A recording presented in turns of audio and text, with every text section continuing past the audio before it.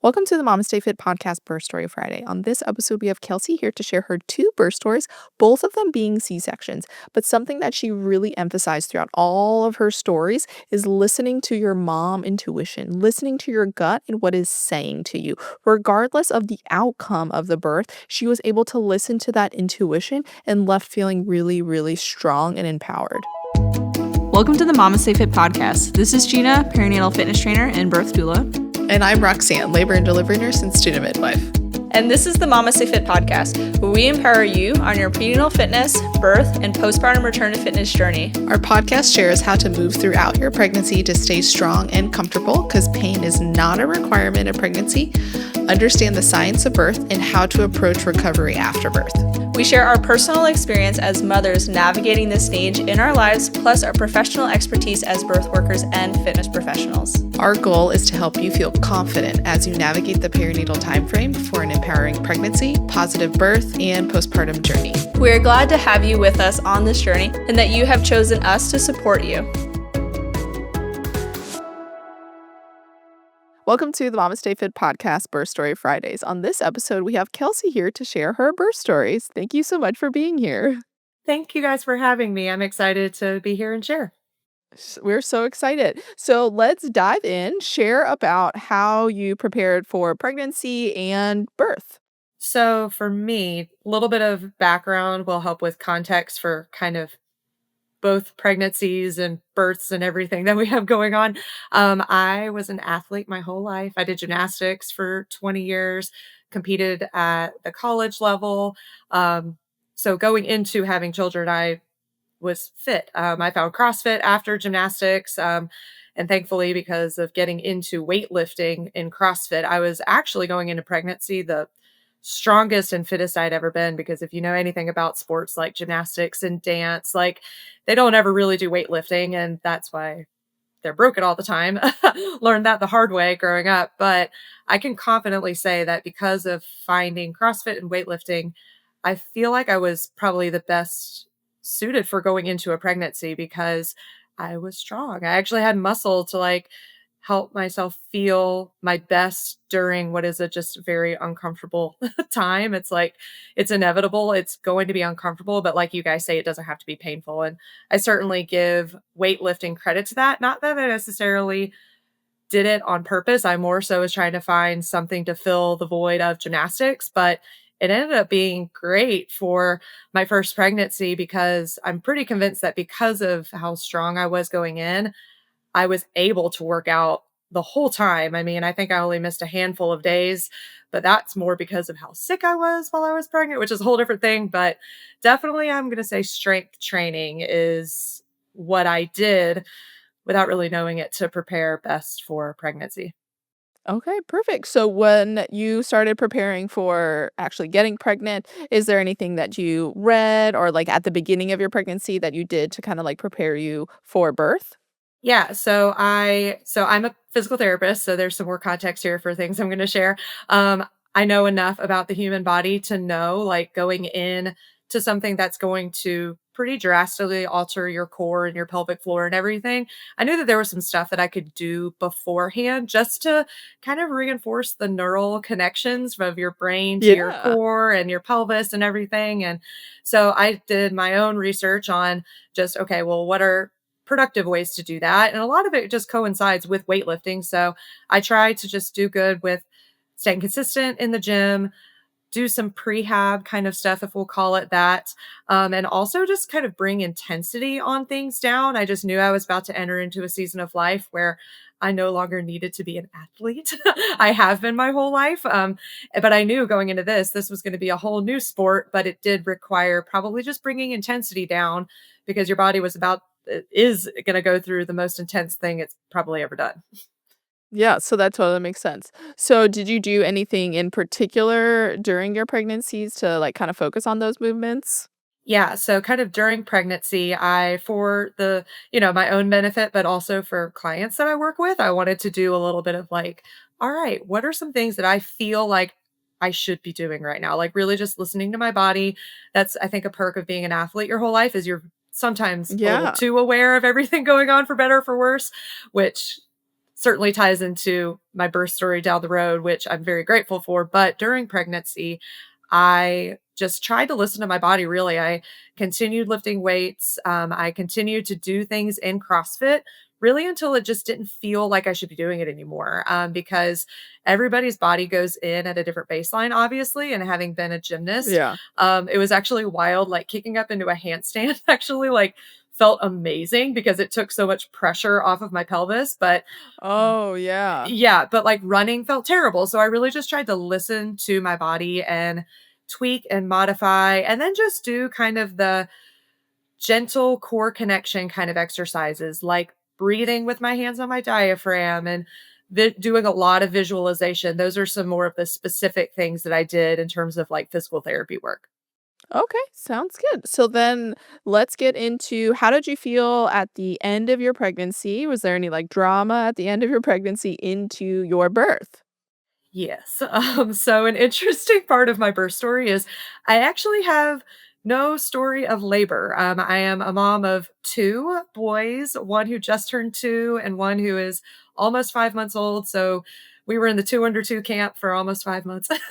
um, Oh, bless you. yes. And I am a two-time C-section delivery mom. And I never went into labor with either of our pregnancies. But I will say at the end of, or maybe even backtracking a little bit, I kind of was mentally prepared for it. My mom actually had 4 C-sections, and so the whole time I was like, "Okay, like, awareness, like, this could be my path, but it doesn't have to be," and I was just always very open. And my pregnancy, again, my first one, other than being sick, which that could be a whole other conversation in and of itself, but in terms of just the physical side of pregnancy, I felt really good. Like, I didn't have too much pain other than with running, and then the closer we got to everything, I was still doing CrossFit, and I really was like, "Okay, like, I may be able to do this." Like, my baby was measuring small. My mom had 9 to 10-pound babies, and our little boy, our first one, was measuring to be, like, 7, so I'm like, I could maybe do it, okay." But then at the end of what was my pregnancy at 37 weeks, our first little boy, he was always very active. I was convinced that he was trying to break my right rib cage the whole time. And so thankfully his fetal movement was very obvious. But towards the tail end, like 37 weeks, I think it was on the dot, there was just a day where it was a normal day. Other than that was one of the few days I woke up and couldn't go to the gym. I felt way too sick to go, way too tired. I just felt horrible. And then when I got out of the house to go to the office for an hour or two, I just noticed I was like, he's not moving like he normally does. And again, because I keep mentioning I was so sick, but it really did like alter the way I was thinking about things. Like I felt like I couldn't think clearly enough to really know, is he not moving? But I just kept it in the back of my mind, kind of went on without my day. And then when I got home, I had like my last breastfeeding class to take online and I was going to sit down for that. I was like, I'm just going to lay down and like see if I notice anything. And he still wasn't really moving that much. Still kept it to myself, wait another hour. And then I finally told my husband. So it's probably like 1 o'clock in the afternoon at this point. And again, we're at the 37-week mark and things at that point had been looking good. And so I had no reason to worry. But I just told him, I was like, hey, like, I just don't feel like he's moving much. And that, of course, sent off the alarm bells to my husband. He was like, just call the OB.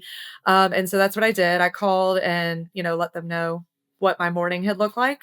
And they right away were like, okay, well, we'll meet you at labor and delivery. And I was like, what? They were like, go to the hospital. I'm like, okay. And I mean, I was 37 weeks along, but because of how just nauseated I was my entire pregnancy, we didn't have anything ready.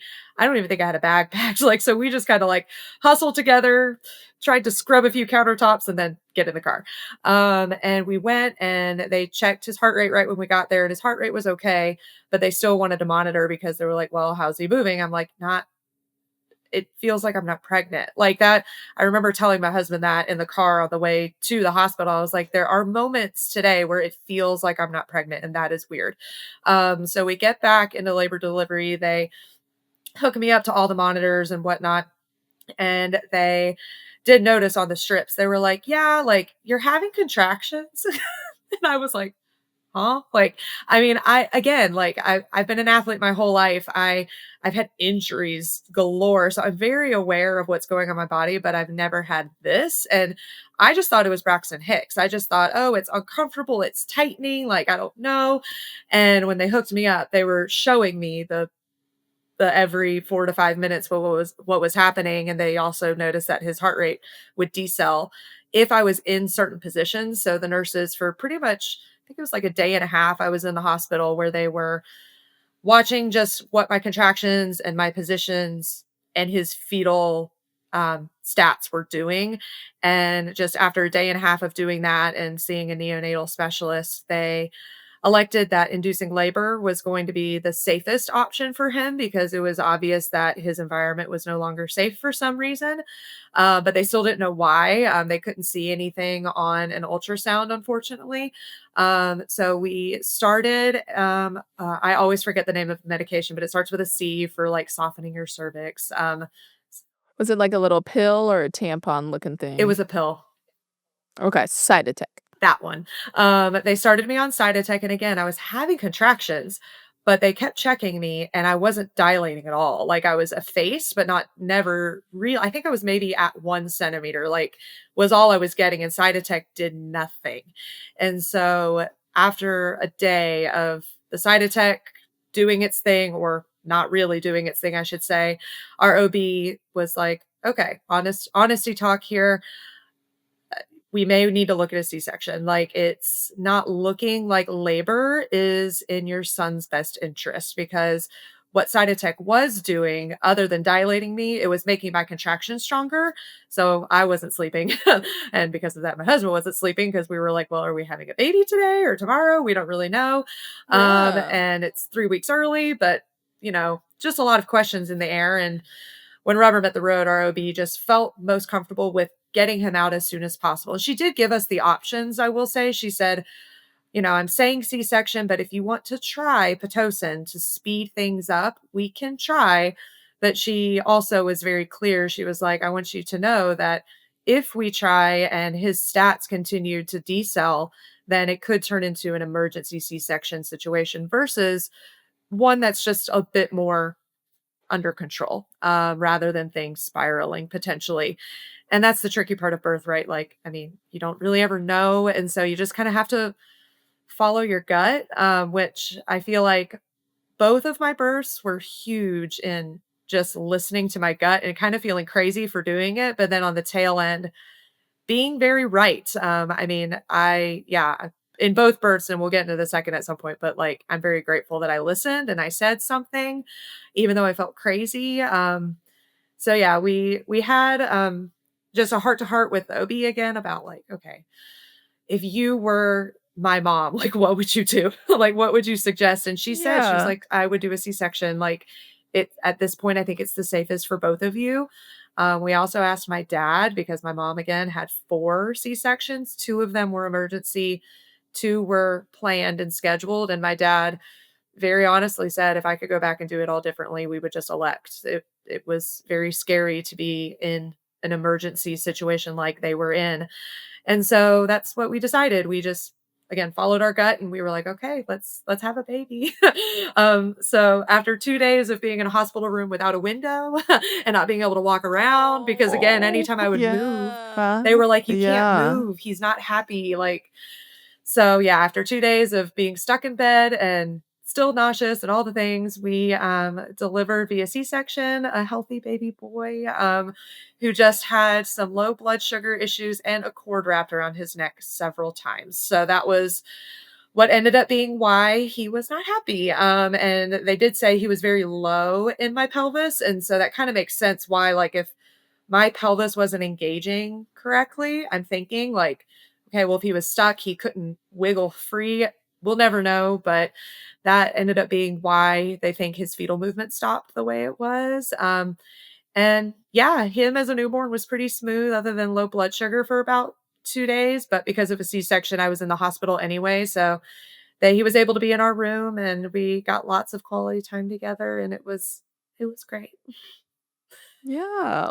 So how was the rest of your postpartum once you got home? So once we got home, it was obviously a learning curve on, oh, you just had major abdominal surgery. Okay.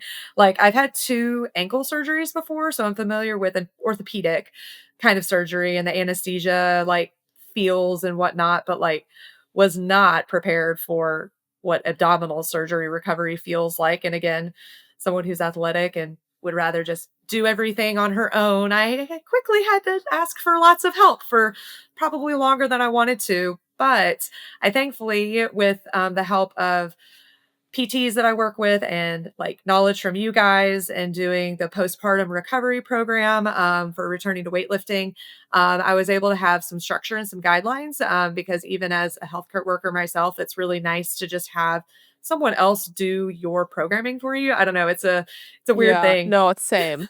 Same. Yeah. It's like, I don't wanna create things. Just do it for me. Less work. Yeah. No, I totally get that. so yeah, but overall, I would say recovery was as good as it could have been. And thankfully, again, because my mom had 4 C-sections. And so she, like, even a little tidbit that maybe this can be helpful to somebody out there that she forgot to tell me. We were in the hospital and they had taken my catheter out. And I remember they like got me up to do the first pee or whatever, but then I just slept or was nursing a baby and then would go back to sleeping. And I forgot to get up to pee. And I was in excruciating pain. Like it hurt so bad. And my mom was like, oh my gosh, I forgot to tell you. Pee every time you feed your baby. Like, because when your bladder gets really full, it can press on your incision. And in Yes. the early, I would say like Yes. week to 10 days, seriously, C-section mamas, just get it into your routine. Like before you feed your baby, go to the bathroom. Before you feed your baby, go to the bathroom. And that helps. So, um, yeah, so I Honestly, that's good for all births really because it could also increase the risk of postpartum hemorrhage if your bladder is full. So it's pushing on your C-section incision as well, causing more pain. But even if you are having a vaginal birth, it is still uncomfortable holding your bladder, and then it could also lead to heavy bleeding because your uterus can't clamp down. So that's great advice for honestly everyone, but probably C-sections more mindful because it's more painful than if you have a vaginal delivery. it was something. But fast forward to being home, I guess the C-section recovery part was smooth. I don't feel like I had any sort of complications. I was able to jump into the return to weightlifting program written by you guys and Kristen Pope, who Kristen Pope is an athlete that we work with. So like that was really fun to get to Oh, that's so yeah, fun. it was fun to get to collab a little bit in that way of just, like, doing programming that, like, we did not together, but she did, and then I did it, and getting to be just more informed but from you guys and all of your experience. But then fast forward, I guess, to, like, around the 4-month mark, and this can, dive into the mental side of things a bit that I am willing to share. I unfortunately was diagnosed with postpartum anxiety and depression, probably more depression than anxiety. And I actually was diagnosed with it at our pediatrician, funny enough, because I went for my 6-week checkup at the OB. And at that point, I was marking fine for everything. But then between having the baby in 4 months, or maybe even more so 2 months to 4 months, when the sleep deprivation starts to add up and the fatigue adds up and everything, it started to spiral, and my personality is one to just shove things down, and so I was shoving real hard, but just didn't know it. And so we were in the pediatrician's office for our son's 4-month checkup, and my answers on the sheets that they had handed me in his room, because our pediatrician hands a questionnaire to you when you go for your child's appointments because you're going so frequently. They essentially didn't let me leave. They were like, you need to call your OB right now. We just need some verbal confirmation that you're going to go get seen. And that was a bit of a shock to me and my husband, mostly my husband, because he was like, I didn't know anything was wrong. And I was sitting in the pediatrician's office bawling, going, I don't either. Like, I mean, it was really sad, I think, for both of us to realize how low I had gotten. But thankfully, through the help of both medication and therapy, which I still go to now because just because you had it once means that you're not in the clear every time. So over the last 2 years, I've been a regular with my therapist just to be on top of stuff. And I, wish I would have known more about the, postpartum mental health side of things, but I'm thankful for what I know now. Yeah, and I think that that's something that most pediatricians are doing now for that same reason is like you're cleared at 6 weeks, but you could develop postpartum depression anxiety for like up to a year postpartum. So that pediatrician visit is kind of vital for not just your baby, but also checking in on you. And like my pediatrician would always give me those little like surveys.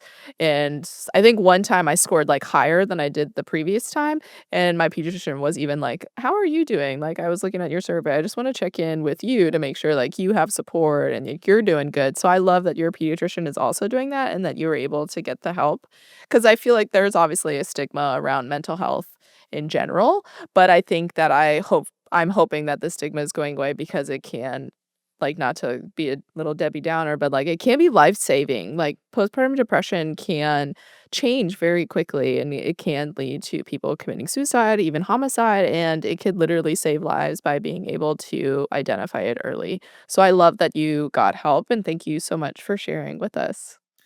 I mean, I share because I want for someone else to not have to suffer if they don't have to. And yeah, I feel like with the mental health things that I went through, I know a lot of people do, but also the two kind of odd deliveries to me is at least what it feels like. Like I have had two babies, but I've never been in labor. Like our babies were born under kind of had to like just go off the grid on like what I was feeling. And I wish I would have heard somebody else go, this is kind of what decreased fetal movement felt like. And this is what a contraction feels like, like I just didn't know. And so I now know a lot more. And yeah, I just hope that any of this can help somebody. So Yeah. No, I think I mean, that's why we have this birth story is because everybody experiences labor differently. Everyone has a different story. And by sharing everyone's story, like you could hopefully find somebody that is experiencing something similar and make them feel less alone. So, not to like quickly change, but like let's go into your second pregnancy. yeah, so pregnancy round 2, about, like, postpartum, 10 months-ish with our first, my husband and I were like, "Okay, like, we know we want 2 kids," and our first was a dream baby, sleeper, eater, you name it, he was so cute and just so sweet, we were like, "Let's just do it." And another thing that I credit to you guys and your programming for is I remember feeling like at the 9-month mark postpartum for me, and again, I came into pregnancy with an athletic background, so to each their own, but Yeah. for me at 9 months, I remember feeling physically like, "Okay, I feel like if I wanted to push it in weightlifting or hit a hard workout in CrossFit or you name it, like, I feel like I could go back to athletically doing whatever I wanted, which felt really good. I was like, "Okay, like, physically, we can do some stuff." I still felt Yeah. a little under just because of how malnourished I was during my pregnancy, just with how sick I was, but other than that, like, the my body felt like, "Okay, I could do things again." But because my husband and I were like, "You know what? Let's go ahead and try for another." I decided just to keep doing what I was doing. So I stuck just with kind of basic weightlifting stuff, accessories. I have class pass, so I would do some group fitness here and there, like Pilates and yoga and whatnot. But again, because before the first pregnancy, I wanted to bring the intensity down. I wanted to do the same going into another one. So we actually were technically pregnant, but didn't know it on our son's first birthday. And another crazy thing that like I wish I would have known but didn't know was we were in the process of weaning off breastfeeding at the time because my son started to bite me and I didn't like that. And so I had been pumping for about a month. And me and pumping had never really gotten along great. But then 2 days before our son turned 1, all of a sudden I felt like what was mastitis. Like it felt like it hard and painful and horrible. And so I started doing everything I know to do for mastitis. I started trying to pump. I started the hot compress, everything. I did everything I knew to do, and it was just making it worse. So my son's first birthday, I literally had to just put on the baggiest shirt I owned because my boobs were not in a good place. And then a week later, I got a positive pregnancy test. So I think that was my milk drying up because I was pregnant. But I don't know. I've never heard of that from anybody else, but that's just the only thing that I can correlate or put together. So yeah, that was my experience in finding out we were pregnant with our second. And I in my mind thought, okay, like let's keep working out. Let's keep doing all the things. And unfortunately, I was even more sick with our second. But aside from that, around, I want to say the 23, 4, 5 mark, somewhere in there, I started experiencing what I remember being contractions with our first, because with our first, I didn't really know what contractions felt like until we got to the hospital and saw it on the monitor and went, "Oh, wow, the woman next door to me is screaming and my line is higher." Like, weird. But it was just odd. I was like, "What is happening? I'm doing all the same things I was doing before. I'm trying to chase after our toddler and do all the things, and like the only thing that makes these contractions stop is to not do any of those things." So we called the OB and they started having me go in every 2 weeks to check my cervical length via ultrasound, because that is an indicator, according to them, whether or not you could go into preterm labor. If your cervical length is below a certain centimeter line or above it, they can either 99% guarantee you're either going to go into labor in the next 2 weeks or not. So I started going in at 25 weeks every 2 weeks for cervical length checks, because I was having the same issues with just anytime I was trying to move, even do PT stuff, anything more than just being on my feet for like 45, 30 minutes at a time. I mean, it was barely nothing. I would just start having that tightening feeling and it was painful and it would come in waves. And I was like, what is happening? And so, probably around the 26-week mark, I just shut everything down. I was like, okay, well, if I'm going to listen to my body here, I can't do things that make me have contractions. So I stopped working out. I couldn't go on walks anymore. I had to ask for a lot of help with our toddler. I would take him over to a friend's house and I would lay on their couch and they would take him on a walk for me. And it was really hard, and very confusing. And as someone who's very active, it was honestly depressing. It was just like, I can't do anything. I got back into crocheting. A good friend of mine was like, here's this for some horizontal activities. Like it just, and yeah, for 3 months, it was just horribly confusing. And then I also just remember having this gut wrenching, not good feeling, kind of like with our first, of like, hey, something's not right. It just felt the same.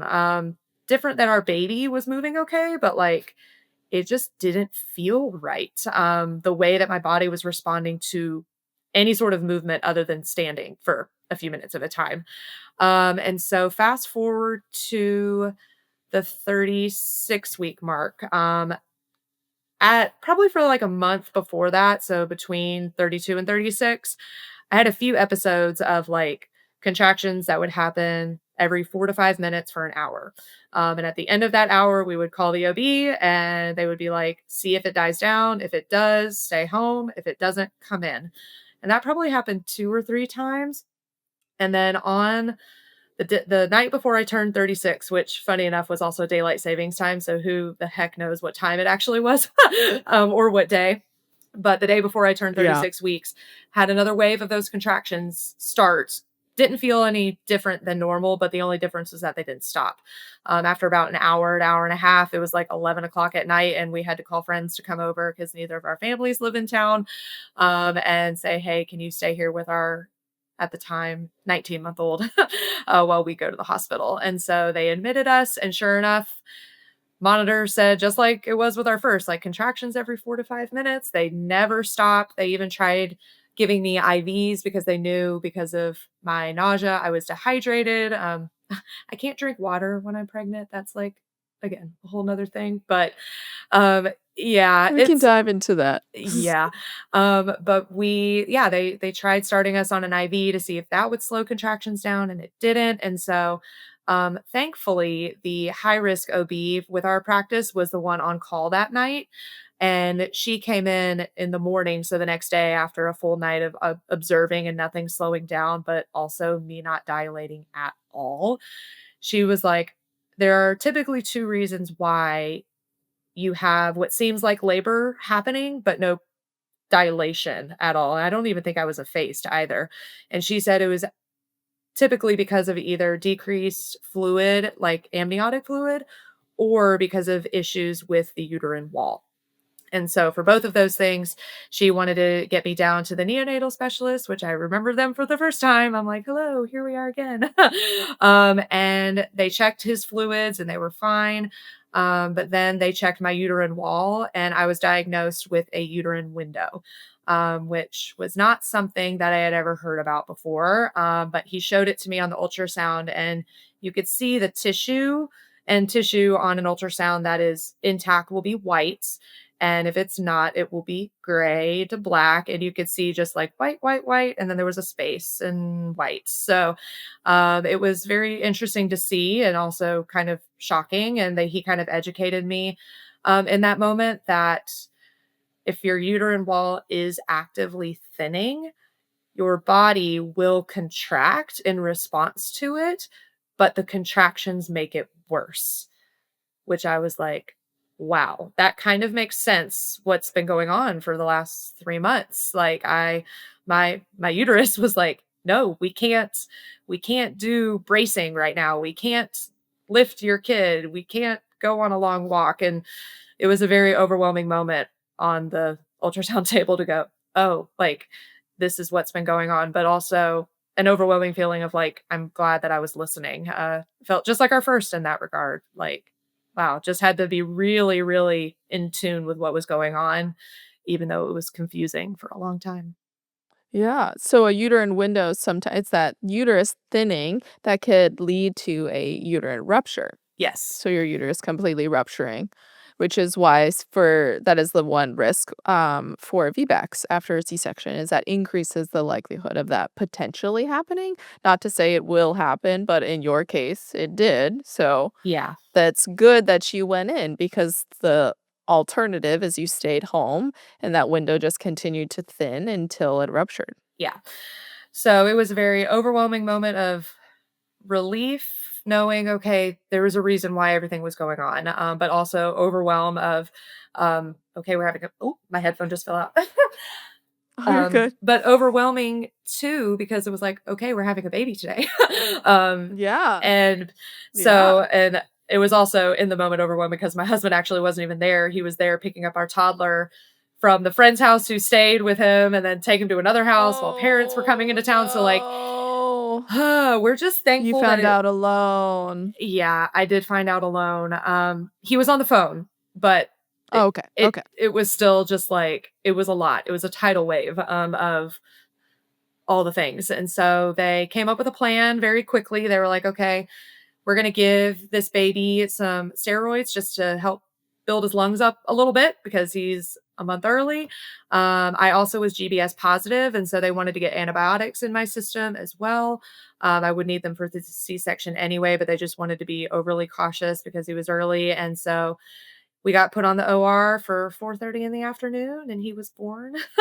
And sent straight to the NICU, unfortunately. So that was a journey, but yeah, the birth part of everything again, I don't have a labor experience, but I have some I interesting mean, that's unique. still labor. Yeah. Just preterm labor still counts as labor, Yeah, just not what you imagine. when clients of mine ask me, "Well, what's dilating like? What's labor?" I'm like, I don't know. But I can tell you what a uterine window feels like. And again, it's rare. Like, I mean, in doing some research after the fact, I was like, oh, it's like, correct me if I'm wrong, like 1%. Like, Yeah, it's not common, yeah, it's not which common. doesn't make you feel any better. No, but thankfully along the way, and hopefully this has been communicated, but just to say it, like I felt very supported by our healthcare team. Even I remember sitting in my OB's office confirming the pregnancy of our second, and she was like, what are you thinking? Like, do you want to try for a VBAC or a C-section? Like, what are your thoughts? And I just felt very validated by that. I know I've heard on y'all's podcast a lot of stories of women kind of being cornered into stuff, and she was very open. She was like, I think you're a great candidate for a VBAC. You're fit, you're healthy, and I can refer you to somebody if you want. Like that just felt really good. I was like, okay, like I'm validated in what feels right. And my husband and I, with our second pregnancy, funny enough, we felt more comfortable with a C-section. And then lo and behold, we would have had to have one anyway. So I think there's something to that mom gut. Yes. It's a thing. It And is, but it's hard to listen to it. yeah, It's so hard. because you So, feel crazy. You feel a little like I feel all the things, but like no one can see it. And everyone just has to trust what I'm saying right now. And yeah, with both of our babies being born, I'm just really grateful that had a healthcare team that was supportive, that didn't think I was crazy for the things I was feeling, and that good. I spoke up when I felt like things didn't feel right. Yes, and that's so, so important, because I feel like that just carries over into motherhood to be able to, like, listen to our guts as well. So, with this one, obviously still, like, another curveball thrown in at the end of your pregnancy. How was your postpartum? You had 2 under 2 and 2 C-sections with a lot of drama. A lot of drama, man. The grandmothers are like, "Come on, can't we get, like, a baby on the day they're supposed to come?"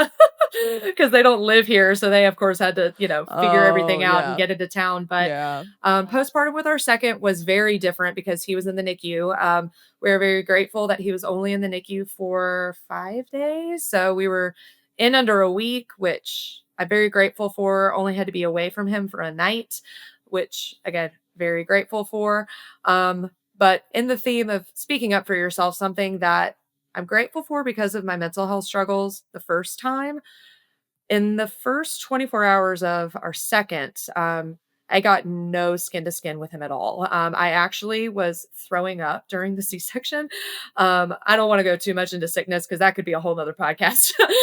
But Yeah. I was puking during the C-section, and I didn't even really. I got a picture. I got the picture that I sent to you guys for this episode, but like I didn't get any time with him at all, and I remembered from the last time how important rest was. So I was like, okay, well, he's in the NICU, he's being taken care of, his dad's going down there. Like, you need to rest, you need to rest, you need to rest. And after about 18 hours of that, maybe, so not even a full day, I could just feel myself spiraling mentally. I could feel myself pushing feelings down. I could feel myself doing the things that I was doing but didn't know it mentally with our first later on. And one of the nurses came in to like give me my medication and check on me and all the things. And I just was like, hi, we need to talk. Like, and I don't think in my life I've ever said anything like that to anyone helping me, but I was like, whatever we're doing right now is not working. And I feel like I need to be with my baby. When can I be with my baby? And they got me to my baby as soon as I was able to. I had to be able to go use the bathroom. That was the requirement. So as soon as they took that catheter out and they let me stand up, and they wheeled me down in my wheelchair. And as it was actually crazy, as soon as they sat me next to him, I fell asleep. I'm gonna cry. And yeah, in that moment, I just was like, I know this is where I'm supposed to be. And I'm so glad that I spoke up for myself. I texted my therapist. I was like, you'd be so proud of me. I'm um, so proud of you. yeah. And yeah. And so I spent the NICU time with him the whole time. And that was amazing. So I definitely, suggest and recommend any NICU mamas out there, if what feels right is to sleep, then to sleep. But if it doesn't feel right, speak up, and they're there to help you. So yeah. But had all hands on deck for people taking care of me and taking care of our 19-month-old. And it was a group effort between my parents and the in-laws, and just everyone was all hands on deck to take care of me, our baby, and our other baby. um, and All the babies. once we got home, we settled in really, really well. He struggled to feed a little bit more than our first did. And I think that just has to do with the fact he had a feeding tube for a few days. So he didn't get to latch until maybe day 4. Yeah. So he really hated latching on my right side for whatever reason, for like what felt like way too long. But once we crossed that bridge and met with lactation consultants a few times, we crossed through that, and we just have another really sweet boy at home. And I'm very grateful. My husband's very grateful. And yeah, so it's chaos. 2 under 2 is a lot, but it's also fun all at the same time. That's amazing. So how did the rest of your postpartum journey go? You were able to identify yourself kind of spiraling in the immediate postpartum, but, like, you continued to see your therapist, obviously, still to this day, and do you find that that was still really helpful postpartum? Mhm. Yeah, we kind of budgeted for it because it's an expense, and we planned for it in terms of, like, having childcare for our older boy. That therapy needed to be something that we did intentionally throughout my entire pregnancy, but then very intentionally in the first few weeks postpartum. And I definitely feel like doing that helped so much because we were able to sit with her and I was able to just, like, word vomit my birth story, and cry and do all the things so that, like, now I can talk about it with, people and not be bawling all the time. Like, and it's just good to process, especially if you have any sort of trauma with your births, which I just birth is traumatic. I feel like no matter which way, I mean, it's Yeah. life changing. You're literally bringing a new person onto planet Earth. It's a lot, and I know for me, therapy is just one of those things that's very, very helpful. So we were very intentional with structuring that in. We also were very intentional about my husband actually coming with me to my therapy sessions because for me, talking about my emotions is exhausting. And when you're a new mom, you're exhausted. And a big part of taking care of your mental health is making sure that your loved ones are aware of how you're really feeling. And we just kind of troubleshooted beforehand in therapy, going, yeah, your husband should probably just come with you so he could hear everything. So you don't have to rehash it when you get home because you're going to be too tired. Yeah. Yeah, that makes sense. So it was actually so That's sweet smart. because he would bring our newborn because again, we went in, I mean, I think at the 2-week mark. I mean, I was still in the diaper and we were going to therapy. But he would have our newborn on his chest and he was nap trapped while I did all the talking and crying and he would talk and cry too. And it was just really good.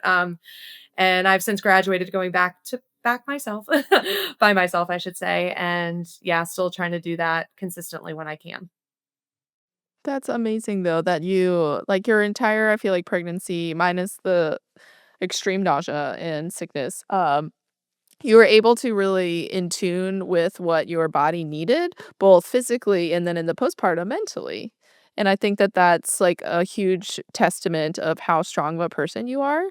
And I think that that shows that you were willing to be vulnerable and identify, like, even like if you really wanted that vaginal birth, like maybe you would have been like, oh, like, it's fine. Like, baby's not moving. It's fine. It's fine because you're, like, focused on this one goal, but really, like, sometimes our body gives us signs. It's hard to listen to our gut when things are going to happen that's not the way we might have envisioned it, but I feel like it shows so much strength to listen to our bodies and actually do what our body needs rather than what we want to do. So I am so glad you came and shared your entire story with us because I feel like someone else will listen to this and one will be feeling their baby not move and might just like gaslight themselves into thinking it's fine when the whole point of fetal movements and noticing fetal movements is to prevent preventable stillbirths. So we obviously can't prevent every stillbirth because there are some things that are happening that are beyond our control. But when our babies decrease in their movements, this is like my soapbox, man. If you don't notice your baby moving like they normally were moving, go in because that is their only way to tell you that something is wrong by not moving. And if they're telling you, we have to listen. Even if like you have 49 appointments that you need to do, don't go to those appointments. Your baby is telling you that something is happening and you were able to go in and like address it. Maybe it did lead to the C-section and some trauma, but your baby is alive and well. And I hate to be like a Debbie Downer about like, it's like your baby is alive. If you didn't go in, your baby would die. I'm not saying that, but like that is a possible outcome by not listening to our fetal movements. And I've been a part of those situations where they're like, I haven't felt my baby move in 5 days. And I'm just like, please, please, please, please, please. Well, and I feel like that So, can also contribute to the mental health side of things because I remember some of my worst thoughts in the weeks of like obviously not knowing that I was having intrusive thoughts, it was while I was nursing our little boy, I was like, he could not be here. Like, there's a chance he could have not made it. And like, obviously because I was, unmedicated and, all the things, it spiraled into more bad things. But yeah, I kind of sit on that hill too of like,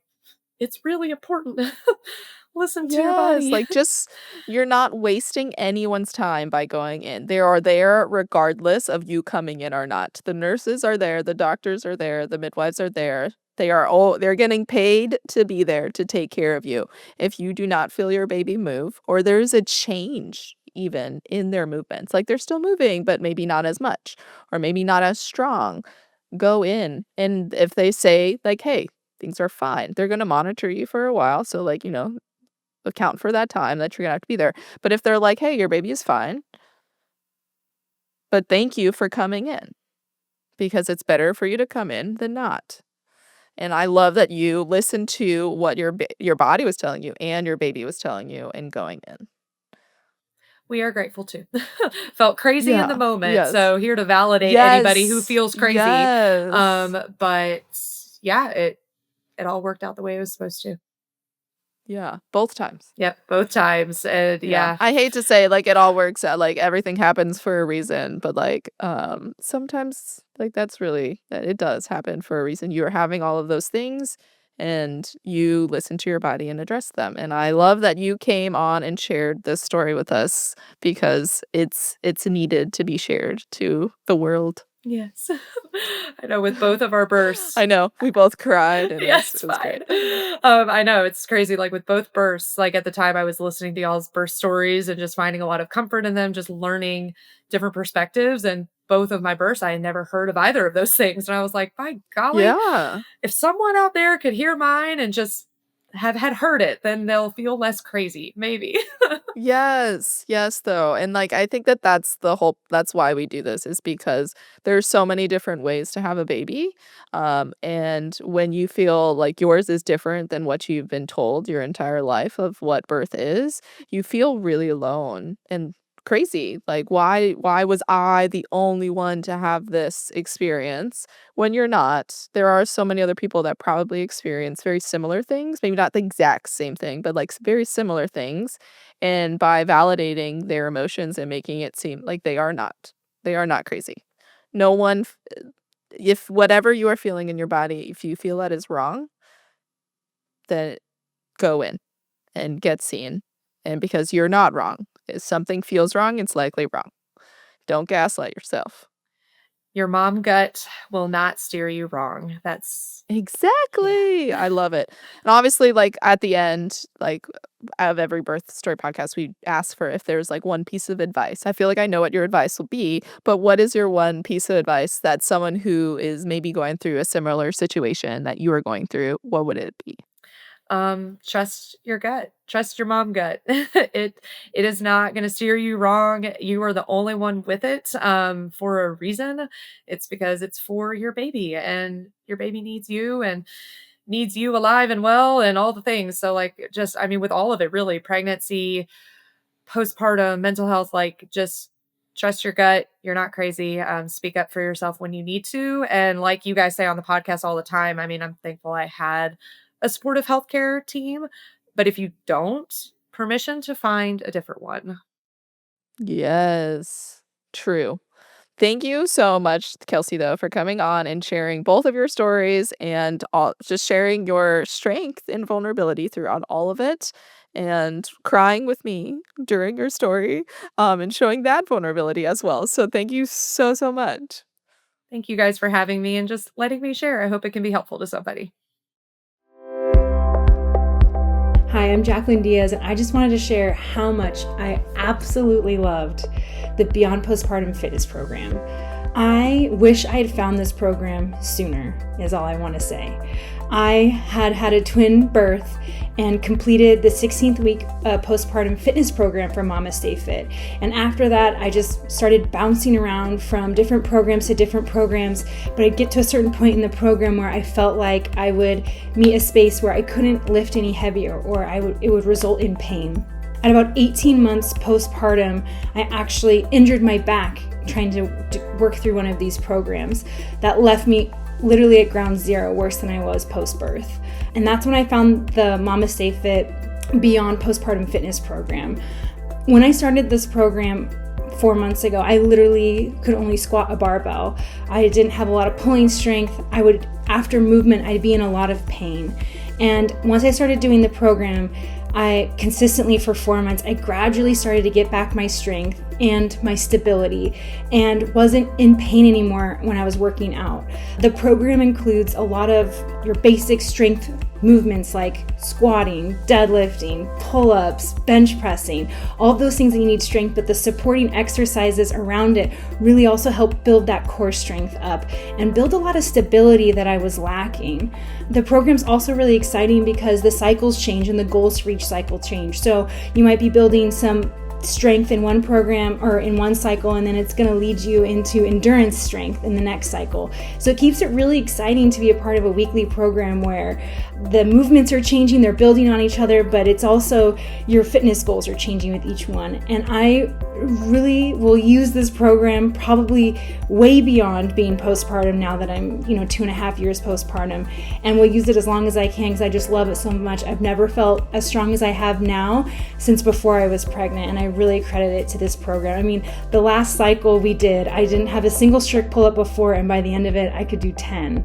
How exciting is that? That's awesome. I feel so strong. Thank you guys so much.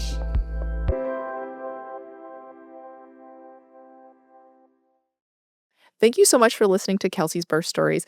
And the thing that she really emphasized a lot throughout was listening to intuition, listening to our gut, because our body is going to tell us what our body and our baby needs, but also emphasizing the importance of seeking help for mental health in the postpartum, for postpartum depression, postpartum anxiety. What we may consider normal may not be normal, and seeking therapy and counseling to be better could potentially save lives and is really, really beneficial. And if you are pregnant or preparing for postpartum and looking for more support, check out our online childbirth education course where we go into the science of labor and birth, as well as our postpartum prep course where we discuss what to expect in the postpartum, as well as signs to look out for mental health, postpartum depression, postpartum anxiety in that postpartum period.